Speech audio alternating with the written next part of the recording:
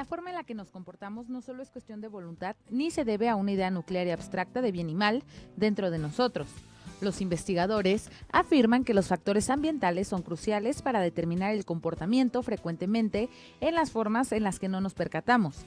El carácter de una persona está en un flujo constante, según explican algunos científicos. Pero, ¿hay personas buenas y malas?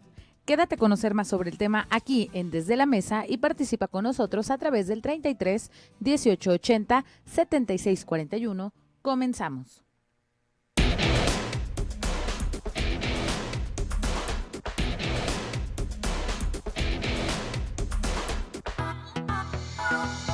Dani, empezamos y ya aquí la señora Mónica ya me está haciendo caras porque ella dice que es buena y que la mala soy yo. No, querida, ¿ves? de la vida y del amor, mi vecina, comadre. Escúchenla, ya está peleándome.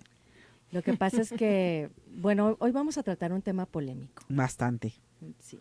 Porque a veces las personas creemos que somos buenas y nuestras acciones a veces no corresponden a lo que nosotros creemos porque otras personas perciben de nosotros, de la misma acción, como algo malo.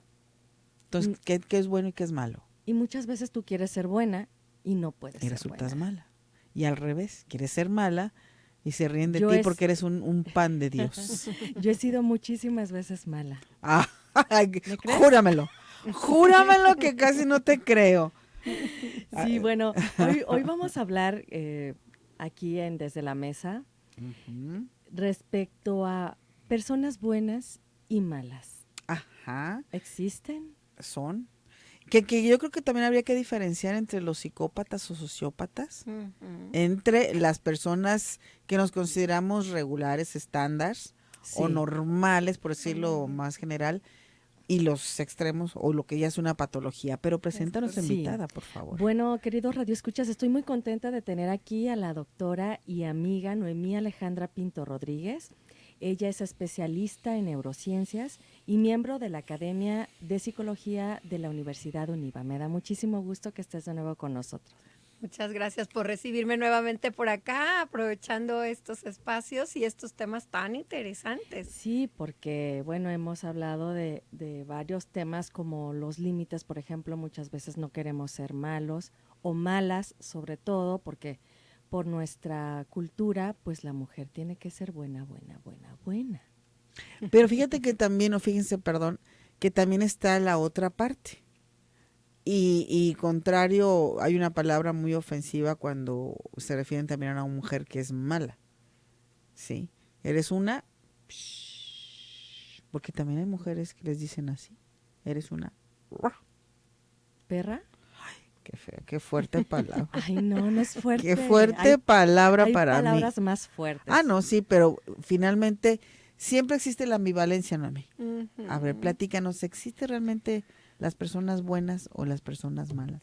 Pues fíjate, hay que primero clarificar esta parte dentro de la media, del promedio, la mayoría de las personas, porque si hay un extremo patológico y anormal, habla de un mal funcionamiento cerebral, que son personas que les cuesta trabajo ser empáticas, ¿no? Y que buscan sus propios intereses y sus propios fines, independientemente de si en el camino lastima o daña a otras personas.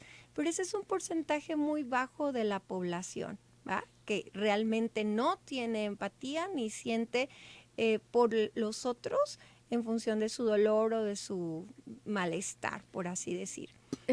Perdón, doctora, estas personas con poca empatía, ¿qué parte de su cerebro no está muy bien, no funciona de la manera correcta? La parte, hay variedad de tipos de psicopatías, pero en general estamos hablando de una dificultad en el manejo de lo que se llama neuronas espejo. Y hemos identificado que una buena parte de ellas se encuentra en la parte frontal del cerebro, es decir, en la parte anterior y la parte prefrontal, donde somos capaces de leer, identificar, o deberíamos de ser capaces de leer e identificar los estados emocionales de los otros, ¿va? Y también de leer o anticipar algunas de sus intencionalidades. Entonces se considera que algunas personas con psicopatía tienen una falla en esta lectura de las emociones de los otros o en la capacidad de ponerse en el lugar del otro. Entonces, en la corteza prefrontal, ¿podríamos saber si una persona a simple vista, por ejemplo, con la frente muy amplia o muy, ya ven los fisionomistas, características físicas, luego con una hablan respecto a característica, esto? No tiene nada que ver si estoy frentona. Frentón no significa psicópata, ni muy inteligente ni demás ni muy inteligente. empático tampoco. Tampoco. Okay. Más bien tiene que ver con la funcionalidad, porque la forma de la cabeza o del cráneo suele ser independiente necesariamente del desarrollo del cerebro. Entonces el cerebro y el cráneo, aunque tienen cierta relación en su desarrollo, no lo reflejan en cuanto a su funcionalidad. Esta imagen del megamente que tiene una mega cabezota, sí, pues es una fantasía un poco infantil hoy día. ¿Y a qué edad o a qué mes de edad o es un bebé cuando se nos empieza a desarrollar y hasta qué edad se nos empieza a desarrollar la corteza prefrontal? El prefrontal es una estructura bastante compleja, de las últimas en ser adquirido en este proceso de evolución, y empieza a madurar más o menos algunos vestigios por ahí de los 2 años, algunas cositas muy básicas, otras a los 4, cuando aparece esa capacidad de mentir, que esa capacidad de mentir viene de que yo sé que el otro no tiene una información, ¿no? Yo cómo te puedo mentir porque yo sé que tú no sabes algo que yo sí sé, ¿no? Eso empieza por ahí de los 4 añitos y luego empieza a evolucionar con cuestiones de autorregulación, empatía, y se termina de desarrollar por ahí de los de 25 años, con una variedad de estructuras autorregulatorias. Eso de detenerme a comer un helado cuando yo dije que no me lo iba a comer, bueno, es de las cosas más difíciles de desarrollar, ¿no? Pero esta estructura va evolucionando mucho en favor de lo que en la interacción con el medio ambiente se va viviendo. Consecuencias de los actos, por ejemplo, de me machuqué un dedo y me dolió intensamente, de tal manera que ahora puedo ver que cuando alguien más se machuca el dedo, podría dolerle intensamente, o algún otro golpe que en semejanza pudiera generarle un dolor tan intenso. Entonces, a partir de ahí surge esa empatía o esa capacidad de identificación de los estados afectivos, emocionales, de pensamiento y expectativas de los otros. Hay una película, no sé si la vieron, que es con Macaulay Culkin. Macaulay Culkin, sí. Ajá, Semilla de Maldad. Sí. En donde él es un niño de aproximadamente 8 o 10 años y él era malo, de nacimiento era malo. Sí. Entonces, ¿sí existen esas personas que son malas de nacimiento? Sí, son pocas en el mundo. O sea, que no tienen empatía, no tienen sensación, no tienen emociones hacia las otras personas. Sí, y la parte que también identificamos es que no solo no tienen las emociones, sino que cuando alguna otra persona o situación le estorba en el camino para obtener lo que para él es agradable o deseable, no le genera conflicto alguno lastimarlo o dañarlo, o como en la película, inclusive ahogar, ¿no? A su hermanito. A un hermanito bebé, porque le estorbaba en la atención con la familia, ¿no? Pero no hay remordimiento, no hay arrepentimiento, no es decir, chin, ¿qué hice? Simplemente era como un obstáculo, lo quité y sigo adelante. Es correcto. Y la parte está que los niños son capaces de sentir emociones por el otro, se conduelen por un gatito, por un perrito, inclusive cuando les decimos que el árbol sintió y a sabiendas de que el árbol no responde, ellos pueden empezar a sentir empatía por otro ser vivo a pesar de que no experimenta o no evidencia esa molestia, ese dolor. Pero la parte está que hay personas, realmente una porción muy pequeña de la población, pero aún así existen, que son capaces de generar o infligir dolor a otros sin tener el menor remordimiento. Y a veces lo que vemos que es parte de su molestia es ser objeto de observación por otros por ese acto, más que en sí mismo que les moleste el haber cometido, no sé, lastimado a un gato, a un perro, es que alguien les esté llamando la atención porque se le descubrió que lo hicieron. ¿no? Y entonces, ¿qué es lo que dicen?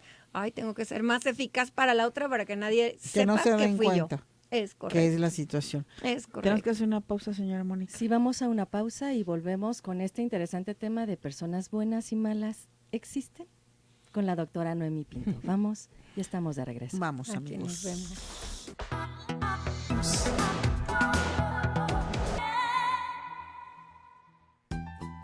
Investigaciones han descubierto que si usas una pulsera eres propenso a discriminar a gente que usa una de un color distinto. Y si estás moviendo tu pie al ritmo de la música, eres más propenso a ayudar a una persona que también lo hace. Los científicos explican que no hay algo como bueno y malo, sino que trata como una búsqueda de recompensas a corto y a largo plazo.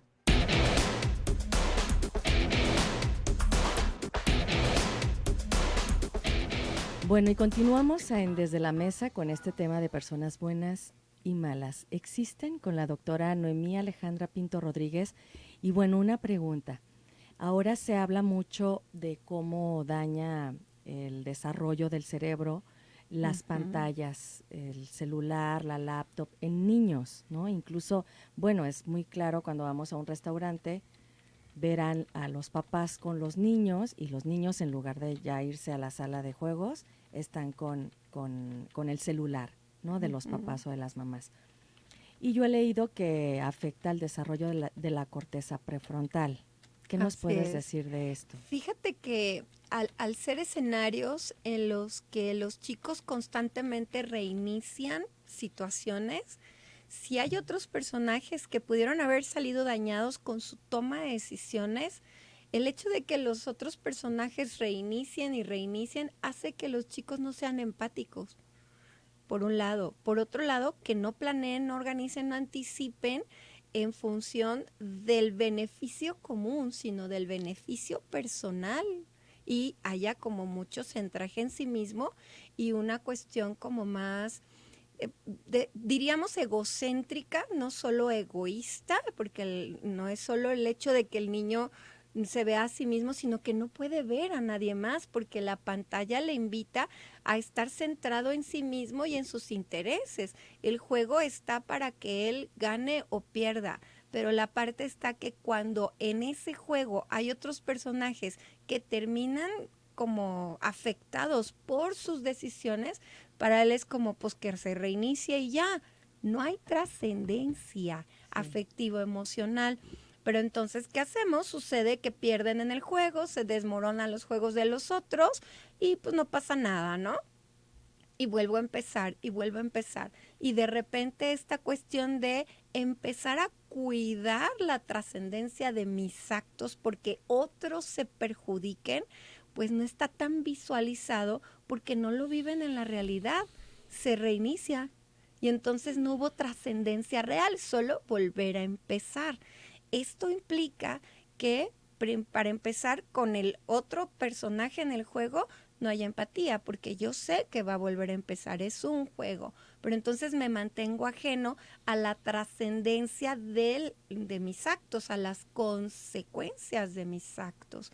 Y entonces pienso que puedo estar reiniciando y no importa lo que yo haga, los demás pueden volver a iniciar con lo que sea de sus vidas. Y ese tipo de cosas, bueno, pues no sucede en la vida cotidiana. ¿La maldad de una persona está relacionada con el egoísmo? Es decir, yo no soy malo, pero soy egoísta y además pienso en mí. Bueno, el término malo o bueno tiene como muchas aristas. Y una de las cosas que ya hablábamos aquí en la mesa hace rato es que malo tiene que ver con la intencionalidad de quien dirige la conducta o de la interpretación de quien está recibiendo la conducta. ¿Por qué? Porque bueno, pues yo puedo pensar que mi papá fue malo conmigo cuando no me dejaba salir después de las 10 de la noche. Y en esa época yo creía que era el peor padre de este planeta. Y los papás de mis amigas eran las mejores papás porque las dejaban salir hasta las 11 o a las 12. Esa era mi interpretación de la conducta de mi papá. Y aquí la parte es que cuando uno ejecuta una acción o toma una decisión, para saber si es buena o mala tiene que ver con el objetivo de la conducta. Si el objetivo es un objetivo exclusivamente para mí, es que tanto al tomar decisiones exclusivamente para mí, los otros terminan dañados. Ahorita estamos en una época donde muchos se vanagloria el hecho de que me tengo que cuidar a mí y demás. Sí, sí hay que cuidarnos, pero no por encima de todos los demás. ¿Sí? O sea, yo puedo cuidarme a mí, pero si al cuidarme a mí destruyo lo que tengo alrededor con otras personas, entonces ya no está siendo una observación empática y cuidadosa de mi persona y de la de los demás. O sea que hay personas que hacen algo a sabiendas que van a dañar a otra persona, sin llegar al extremo de ser un sociópata o un psicópata, sino una persona común y corriente que está molesta con alguien y empieza a agredirla de una u otra manera. Y sabe que la va a lastimar y sabe que la puede afectar y sabe que le puede hacer daño o traer algún perjuicio en su vida. ¿Esa es una persona mala? Siempre y cuando, fíjate, la persona que está actuando no piense que al hacer eso está obrando por un bien mayor. No, es que sabe que va a afectar. Fíjate, sí, pero yo puedo pensar en que yo sé que voy a afectar a mi amiga, pero yo sé que tengo que decirle que se está haciendo cosas. Por ejemplo, se está cortando, se está lastimando. Y cuando yo le digo a su mamá o a la maestra, este tipo de cosas le estoy dejando como de cuidar a ella. Asume mi amiga que ya no le estoy cuidando porque estoy dando información a terceros que la evidencian. Y entonces para mi amiga ya no voy a hacer la buena onda, para la gente que la adulta tal vez tampoco sea la buena onda, pero estoy buscando que alguien la ayude porque yo no la puedo ayudar. Pero la pregunta va en otro sentido. A ver. Y no es que me esté pasando. Pero cuando una persona se empeña en denostarte, Sí. en que la gente conozca, no que conozca, crea que eres otra clase de persona a través de la difamación, del sí, inventar cosas, que sabe que realmente te puede perjudicar, Sí. esa sí es una mala persona. Ese sí, porque la intencionalidad, o sea, por eso es importante cuál es la intencionalidad. La intencionalidad es hacer daño a esa persona a la que está denostando, descalificando y demás. Sí. ¿Por qué? Porque está generando un mal para un tercero. No está solo buscando que se ubique en su lugar, no, está buscando hacerle un daño, hacerle un mal, ¿no? Cuando nosotros nos sentimos heridos, pues buscamos a lo mejor mínimo que me deje de lastimar, ¿no? Pero cuando no solo busco que me deje de lastimar, sino además busco hacerle daño, estoy buscando hacer aquello que yo creo que me estaban haciendo a mí, hacérselo a un tercero. Y ahí es donde empezamos a perder ese territorio, ese terreno que llamamos ser humanos o humanidad, cuando somos compasivos por el otro. Yo entiendo que el otro me hizo daño y no se trata de necesariamente poner la otra mejilla, pero sí se trata de que seamos, a ver, no me voy a poner de modo para que me lastime, pero yo no tengo por qué buscar el daño al otro. Sí, su ubicación, a ver, no me estés lastimando. Y si eso la deja en evidencia ante terceras personas, pues sí, me está lastimando. A mí, yo no quiero que me lastime. Pero eso no significa que yo también busque su mal. Las personas con maldad o que son malas, ¿tienen conciencia o su conciencia es este diálogo interno de quiero salirme con la mía? Habría que ver, porque también podríamos pensar que hay como un espectro entre las cosas que pudiéramos pensar como de intencionalidad mala para con terceros, ¿no? Por un lado puede ser el hecho, por ejemplo, de que yo deseo desquitar algo que recibí, yo deseo desquitarme algo que me hicieron, Venganza. ¿no? Venganza. Pero también por el otro lado podríamos pensar a una persona que ha tenido una serie de heridas tempranas, una serie de maltratos tempranos y que son los patrones que aprendió en su vida. Entonces hemos hablado mucho de cómo muchos de los esquemas con los que de repente fuimos criados, luego los repetimos como si fuera la manera de tratar al otro. nunca falta un papá, una mamá, una hermana con mucha herida a lo largo de la vida que luego te hiere intencionadamente a manera de desquite, ¿no? Sí. Sí, porque me la debes, o tú porque yo sí, si salimos del mismo hoyo, ¿por qué tú sales mejor que yo? ¿No? Y entonces te bajo o te someto, o mínimo te hago una heridita para que no te veas tan limpio, limpia, ¿no? Ese tipo de heridas hablan de personas muy lastimadas, donde su bienestar viene del cobrar factura a quien se le ponga. A veces no es quien se la deba, sino quien se la pague. Pero entonces parte de lo que tendríamos que hacernos como en introspecciones, cuando yo actúo contra alguien y busco de repente y me descubro deseándole un mal, ¿qué es lo que me mueve? Me mueve la persona, ella me hizo algo que yo desee que la vida se lo cobre, o estoy tratando de cobrar historias del pasado. Cuando nosotros somos conscientes de eso, nos es relativamente más sencillo darnos cuenta que no es la persona, es nuestra historia, es nuestro pasado el que está tratando de hablar y de salir. ¿Y cómo podemos darnos cuenta de que no estamos siendo empáticos sin que alguien más nos lo diga? Bueno, una de las cosas es eso que le deseo. Hay veces que de repente descubro a muy buenas amigas desearles males intensos a personas, no sé, políticos, vamos a pensar, o a ver, le dije, ¿te estás escuchando? ¿Realmente le deseas eso? Es que se lo merece. Yo no digo que no se lo merezca, pero ¿estás escuchando lo que le estás deseando al otro?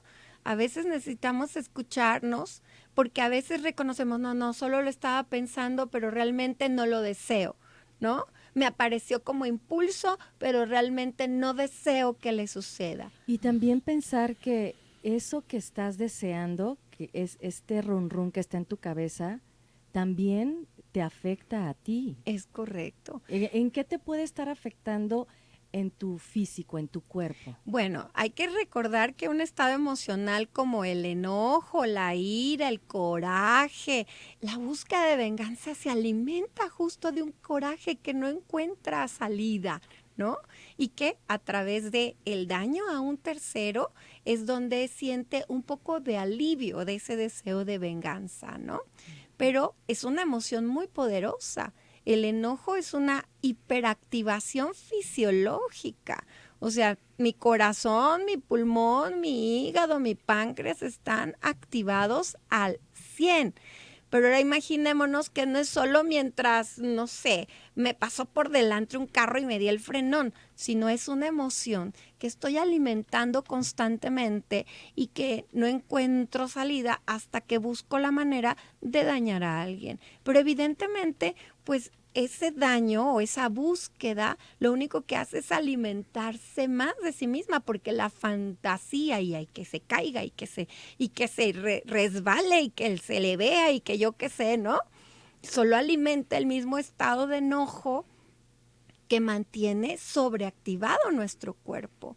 Y entonces una persona es más propensa a daños en cualquiera de estos órganos que compartía, porque está sobreactivado. Pues qué importante es cacharnos, darnos cuenta de lo que sentimos y de lo que pensamos. Y vamos a continuar con este tema después del corte. ¿Te parece bien, Laura? Me parece perfecto. Vamos a un corte y volvemos a Desde la Mesa. 5 de FM. Zona 3. El carácter no es algo que se pueda aprender, pero las habilidades sí, porque al final de cuentas no se trata de que seas una buena persona en general, sino que eres una persona buena en cierto momento. Son las 8 de la noche con 34 minutos. Seguimos platicando aquí en esta noche con el tema hay gente buena, hay gente mala. Y yo creo que todos tenemos ambas partes, somos ambivalentes, pero algo nos detona la maldad o la bondad. Y estamos platicándolo con la doctora Noemí Alejandra Pinto Rodríguez, especialista en neurociencias y miembro de la Academia de Psicología en la UNIVA Campus Guadalajara. Y además también la doctora da consulta, ¿cierto? Así Es correcto. Platícanos en dónde te pueden contactar, por favor, Noemí Alejandra. En mi celular en directo es 33 11 16 12 10 para cualquier cosa. Ahora hablemos un poco de la gente buena, como Mónica decías. Sí, como yo decía. Como tú porque decías. Ninguna en esta mesa, ni nadie que veo alrededor. Pues es que nadie bueno, somos, no. Pero de repente también nos cruzamos en la vida a personas buenas, que se la pasan muy mal, porque antes de la entrada, nuestra productora que prepara estas cápsulas hablaba del carácter, ¿no?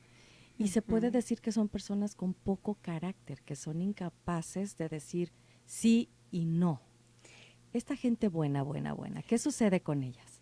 Yo creo que más bien las personas buenas, o esta manera de verlas, es que con dificultad leen las intenciones de los otros. Ujú. O sea, yo más que pensar en que sean personas que no son posibles orígenes de maldad, es que no leen las intenciones malas de los demás. Y la parte es que yo creo que una buena parte de su vida pues se la han de pasar muy padre, ¿no? ¿Por qué? Pues porque no vieron las intenciones malas de los demás.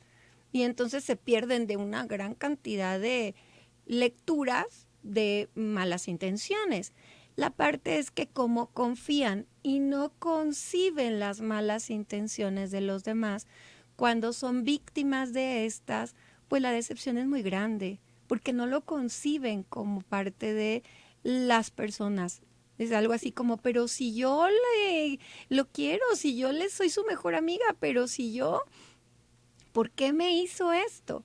Y la parte es que, bueno, no lo vieron venir, a pesar de que otros muchos alrededor lo veían venir porque leían las características de las otras personas, pero ellos no la maliciaron, como dicen por ahí, y a final de cuentas no visualizaron las intencionalidades de los otros, no los pusieron en el presupuesto, creyeron el 100% de lo que les dijeron, y entonces vienen las grandes decepciones y el dolor afectivo emocional porque no fueron consideradas sus emociones y sus sentimientos al momento que el otro tomó la decisión por la cual se siente ahora herida.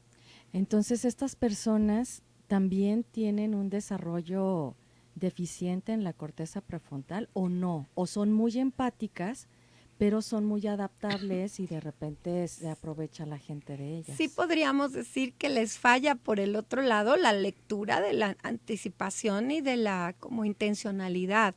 En la dinámica cotidiana nosotros estamos leyendo las intencionalidades, vemos cuando alguien quiere cruzar o no la calle y nos detenemos y vemos que el semáforo está por cambiar, ¿no? Esperando que el otro nos dé las señales claras de que no se va a cruzar la calle.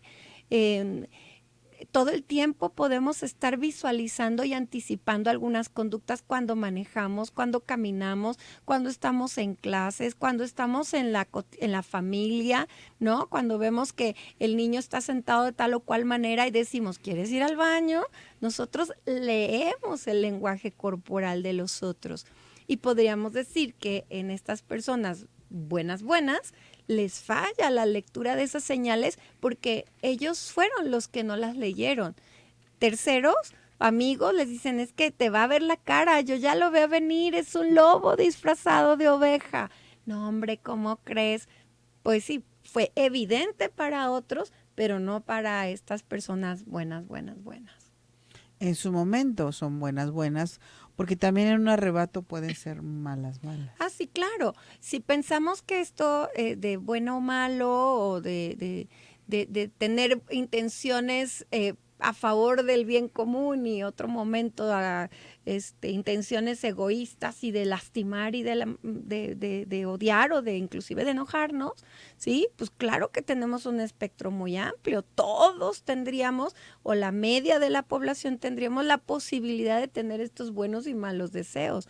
Parte de lo que hace el prefrontal es justamente de que a pesar de que lo quiero matar, pues no lo mato, ¿no? De que quiero que se lo trague el agujero negro, ok, ¿no? O sea, no lo voy a echar a un agujero negro si tengo la oportunidad, pero de que ganas. Pero entonces el frontal lo que media es entre el deseo y la emoción y la realidad, ¿no? Ya me tienes a lo mejor estoy enojada, me tienes hasta harta hasta acá, pero no por eso tomo decisiones impulsivas. El prefrontal justamente lo que hace es hacer que podamos detener nuestra conducta impulsiva, el deseo primitivo y arrebatado de la emoción, que sea cual está la que sea, ¿sí? Y la podamos pensar poquito mejor. Ahí me hizo recordar una escena de mi vida, que mi hijo llegó mordido del kinder y lo primero que se te ocurre es decir, para la próxima lo muerdes. ¿Cómo es importante detenerte y qué le podrías decir entonces a tu hijo, a tu hija, a tu hermana, que constantemente están abusando de ellos para no aventarlo así al desquite, sino de una manera razonable reaccione? Pues fíjate, lo primero que hoy día estamos más centrados es en validar cómo se siente. ¿Cómo te sentiste, corazón? ¿Qué pasó? Y ahorita, ¿cómo te sientes ya después de mordido? Es que yo hoy estoy enojado y estoy abrumado. ¿Y qué sucedió? Tú podrás identificar la siguiente vez que tu compañerito o compañerita se ponga así de mal como para tomar tu distancia, para no salir lastimado. Pero entonces, fíjate, lo que hacemos es ayudarles primero a reconocer cómo se están sintiendo ellos y que es válido sentirse así. Y todo lo que pueda hacer, quiero y pegarle y ya no le voy a hablar y ya no va a ser mi amigo, ¿no? Se vale sentirse así. Oye, ¿y qué hizo como para darte cuenta que te iba a morder? Es que le dije que no y le di la espalda y entonces me tiró la mordida. Muy bien, ¿qué podemos hacer una siguiente vez para que tú puedas anticipar cuando tu amigo se moleste y evitar salir mordido? Porque ya vimos que si le das poquito la espalda, te tira la mordida. Eso es ayudarles a ellos a darse cuenta de las circunstancias que rodearon al evento. Si te fijas, no tiene que... Y le das tú la mordida primero, sino más bien te das cuenta de lo que sucedió para tratar de o anticipar y evitar que el compañero, el amigo se altere de tal manera que quiera morder y pues si se pone alterado, tomar distancia de tal manera que no seas un punto vulnerable, ¿no? Toma distancia, observa las señales, pero entonces es parte de lo que va ayudando a que nosotros hagamos a los niños a abrir a leer las señales, a ser no solo empáticos, sino también a identificar cuando el otro se va a portar mala onda. Claro. En estos programas que tenemos hablamos mucho de la conciencia social. Tiene que ver esto también con que a veces cometemos actos o tenemos actitudes que otras personas podrían catalogar como malas actitudes, pero sin embargo solamente es una falta de conciencia. Es decir, yo no identifico que puedo estarte haciendo mal con un simple hecho, ¿no? Vámonos a lo urbano. Yo llego, me estaciono en tu cochera porque tengo necesidad de detenerme ahí y no me importa si tú tienes que salir, no me importa si tienes que entrar, yo necesito estacionarme 5 minutos, no me tardo. Y eso es falta de conciencia. Yo puedo decir, esa es una mala persona porque no está pensando en la afectación que le está generando a otra. Es correcto. Y la parte es que esto es como otra manera de un egocentrismo o egoísmo, porque centro en plano prioritario mis necesidades y las pongo por encima de las de todos los demás. Oye, es que solo son 5 minutos, o sea, así fuera uno, estás en mi cochera, no, pero ¿qué te quita? ¿Qué te afecta? Pues que es mi cochera y no. Y entonces la parte de la dificultad del otro de pensar es que no minimices las necesidades del otro porque sean 5 minutos. Reconoce que eso no te corresponde y no tienes derecho y estás lastimando el derecho del otro. Pero es que ¿qué le quitan 5 minutos? Pues tanto como minimice su derecho a tener su espacio libre de tránsito. Así. Y ese es un ejemplo muy, muy cotidiano, pero hay muchas formas de proceder de esta manera egoísta en que decimos, ay, pero ¿qué tiene? ¿Qué tiene que tire la basura en la calle? ¿Qué tiene que tire el agua? ¿Qué tiene que haga ciertas cosas? Porque no nos ponemos a pensar en que esto puede afectar a otras personas. Claro. Porque ¿qué tiene? Yo no voy a andar cargando con la basura, yo la tiro en la calle. ¿Qué tiene? Todo el mundo lo hace. Pero sin embargo, para mí es una falta de conciencia y de empatía a la afectación que podamos generar, no solamente a una persona, sino a muchas más personas, incluso a mí mismo a la larga. Es correcto. Aquí, por ejemplo, esta cuestión de la conciencia social habla de que no somos tan capaces de reconocer nuestro papel unitario en la interacción social, o sea, mi poder del uno dentro de la dinámica social, porque yo pienso que tal vez mi papel, así solita yo, no va a trascender. Pero cuando pensamos es que si cada quien piensa que su papel unitario tiene trascendencia, nadie tiraríamos nuestra basura, nadie taparíamos la cochera de otro nadie, y pues a lo mejor tendríamos más cuidado de lo que hacemos en la interacción con los otros, porque reconocemos el poder del uno, de la unidad en el grupo.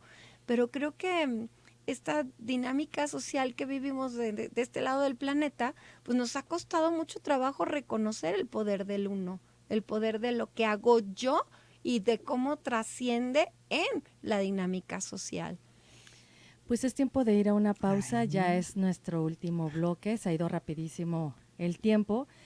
Vamos a continuar con la doctora Noemí Alejandra Pinto Rodríguez, la pueden localizar en el 33 11 16 12 10. Vamos a una pausa y volvemos a Desde la Mesa. Sí, señora.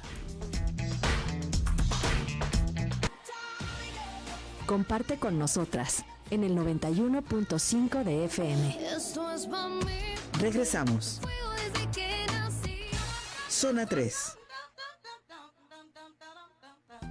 Respecto a la gente que suele ser catalogada como mala por eludir la honestidad, los psicólogos de la Universidad de California han investigado formas de detectar un engaño y publicaron hallazgos. Cuando se plantea la pregunta, la gente que engaña busca decir lo menos posible. Aunque la gente que engaña no dice mucho y suelen dar explicaciones espontáneas de lo poco que dicen sin que se les estimule para que lo hagan. Suelen repetir preguntas antes de responderla, quizá para darse tiempo de preparar una respuesta. Y suelen monitorear la reacción de su receptor ante lo que están diciendo.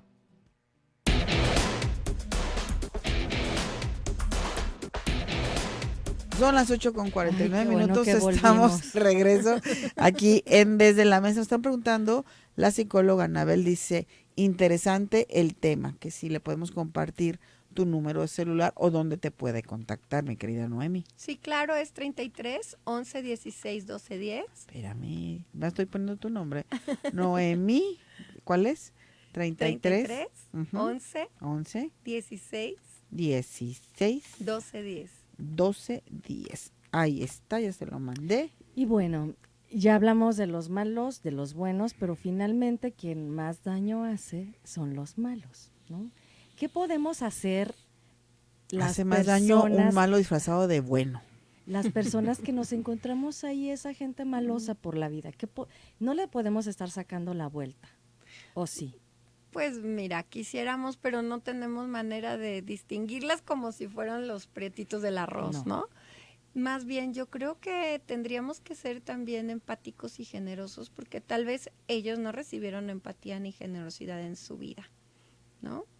No significa que yo tenga que tolerar o tenga que exponerme a sus acciones, significa que también puedo, a través de mis propias acciones, enviarle un mensaje de empatía a su propia situación, ¿no? Yo de repente pienso que este rango de personas dentro de esta frecuencia de lo normal, por así decir, cuando somos capaces de hacer daño es porque la hemos tenido difícil, ¿no? O cuando hemos estado en una situación que pudiéramos catalogar de fui la peor y la más mala de este planeta, es porque a lo mejor fueron tocadas mis fibras más íntimas, mis dolores más profundos.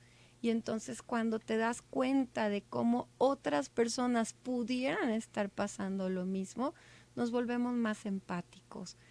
Pero bueno, pues si yo me descubro haciendo maldades o me descubro con estas emociones y los sentimientos así de intensos, pues tal vez valdría la pena encontrar el espacio para acomodar lo que está desacomodado, ¿no? Porque a final de cuentas, si yo no estoy pudiendo ser empática con alguien porque me gana la emoción, quiere decir que hay algo que tengo ahí que resolver. Y como en muchas ocasiones, queridas, pues regresamos al trabajo individual, ¿no? A descubrirme a mí cuando yo he sido una mala persona, cuando he tenido esos sentimientos o cuando aún los tengo y cómo pues irlos como abriendo como si fueran las capitas de una cebolla para yo descubrir en esencia el origen de esas emociones y cómo acompañarme, cómo ser generosa también conmigo misma y cómo ser empática con mis dolores tempranos y mi propia historia. ¿Cuáles son los sentimientos que experimenta una persona que tiene maldad o malicia? Pues cuando está siendo como mala o está teniendo esas intenciones puede ser mucho enojo, mucho coraje, mucha, inclusive puede sacar tristeza guardada, transformada en enojo y coraje, ¿no? Tal vez estas emociones secundarias como envidia, ¿no? Frustración, tal vez inclusive pérdidas tempranas, melancolía, ¿no? A lo mejor frustraciones importantes, cosas no alcanzadas, pero a final de cuentas humanas, ¿no? Sí.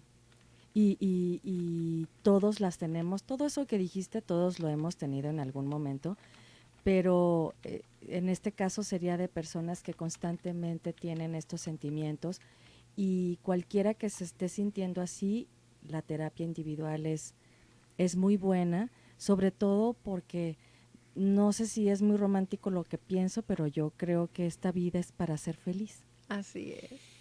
Y es nuestra responsabilidad individual y particular, personal y propia de nuestro ser, el ser felices y no esperar que otra persona lo haga por nosotros. Y todos, incluso la persona más feliz, conoces que es carente de ciertas cosas. Es correcto, ¿no? Sí. No por tenerlo todo ya eres feliz, pero sí buscar es tenerlo todo. para no enfermarte o para no tener estos cambios en tu organismo, como con la pregunta que te hacía, y de alguna manera seas más capaz de entender las diferencias con los demás. Es correcto. Muchas veces dicen, porque normalmente cuando vemos a una persona así le decimos, eres una amargada o eres un amargado. Ay, qué feo. Generalmente porque son maldosas. Y bueno, a lo mejor también, acuérdense, tiene que ver con todas esas emociones que se traducen en estados negativos, pero que vienen de dolores tempranos, en, no sé, históricos o anécdotas que podrías tener. Cuando tú revisas la historia de la persona, si revisas la historia de la persona, entiendes por qué está así. Evidentemente entenderlo no justifica que le haga daño a otros, pero entiendes el origen de su dolor. Y bueno, la responsabilidad de cada quien está en qué le puedo dar a alguien que tiene un dolor tan profundo. No es mi responsabilidad hacerlo feliz, pero sí darle señales de que me interesa que esté bien. Fíjate, incluso creo que detectar que una persona tiene muchas heridas ya quita el efecto de hacerte daño. Es correcto, porque justamente pues esa es su necesidad básica, ¿no? Necesita protegerse de todo eso que ha vivido en su vida. Pero entonces fíjate, cuando volteamos a ver a las personas que se han portado como mal o maldosas, ¿sí? Y vemos su historia, entendemos el por qué está ahora así.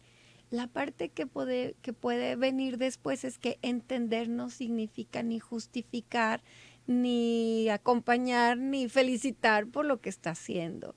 Pero entonces por eso es un trabajo individual y personal. Cuando yo me descubro insatisfecha, molesta, buscando fastidiar al otro, y todas esas cosas que te surgen de repente, ¿sí? Hay que recordar, es mío. No necesariamente es del vecino, porque el vecino me causa tanta molestia, porque ese muchachito me causa tanto enojo, porque quiero hacerle daño a ese otro. Y a lo mejor las respuestas las encontramos en nuestra propia historia, con nuestras propias heridas. Sanar nuestras propias heridas hará que podamos disfrutar mejor nuestra propia vida, pero también podamos encauzar nuestra energía a estar más estables, a encontrar ese equilibrio, a buscar ser más felices. A encontrar el equilibrio, qué importante, ¿no crees, Laura? Definitivamente, y como lo decíamos al principio, no todo mundo son buenos o no todo mundo son malos o somos. Simplemente yo creo que también depende mucho de las circunstancias o lo que detone en un momento dado una mala reacción o un mal deseo hacia las personas. Pero bueno, creo que lo primero es aprender a identificarnos en nosotros mismos cómo estamos reaccionando ante un suceso y si podemos a generar una conciencia para no dañar a los demás. Porque claro que sabemos que si realizamos cualquier acto, si decimos algo, podemos afectar a esa persona o a esas personas. Entonces creo que los primeros que tenemos que generar una conciencia o buscar la verdad de lo que queremos somos nosotros. Y tratar de no afectar a nadie. Es correcto. Y como dicen, no hagas lo que no quieras que te hagan a ti. Porque Incluso, luego decimos, es que no es lo mismo. No es lo mismo que tú me hayas golpeado que yo te haya golpeado, aunque sea el mismo hecho. pero muchas veces al dañar al otro, también te estás dañando tú mismo. Definitivamente. Bueno, en cuando ese hay mismo conciencia. instante. Bueno, la conciencia, también podríamos tener un programa donde hablemos de la conciencia, doctora, ¿cómo ves? Encantadísima, porque yo sí creo que parte de darnos cuenta del papel que tenemos en la interacción con otros y en el bienestar nuestro y de los otros, puede hacer un mundo diferente. Muy bien, bueno, para finalizar aquí dice terminación 461. Buenas noches, saludos a las conductoras y a la invitada. Somos más los buenos que los malos. Solo es cuestión de organizarnos para hacer cosas buenas. Sí, ¿Es correcto? Sí. Es correcto. Bueno, pues ya nos vamos. Bueno, pues muchísimas gracias por habernos acompañado. Muchas gracias a la doctora Noemí Alejandra Pinto Rodríguez. Como saben, ella es especialista en neurociencias y miembro de la Academia de Psicología de la UNIVA. Muchísimas gracias por estar aquí, doctora. Gracias por la invitación. Acá nos veremos pronto. Repite tu número telefónico para quienes estén interesados en contactarte, por favor. Claro que sí, es 33 11 16 12 10. Perfecto. Bueno, pues fue todo por esta noche, señora dulce y buena como el pan, Mónica Delgado. Tú sabes que no, pero bueno, tú también eres muy No, yo buena, no, buena, yo soy buena, mala Laura, la persona. mejor amiga Yo soy mala del persona. mundo. Qué Gracias, bueno que eres Mónica. mía.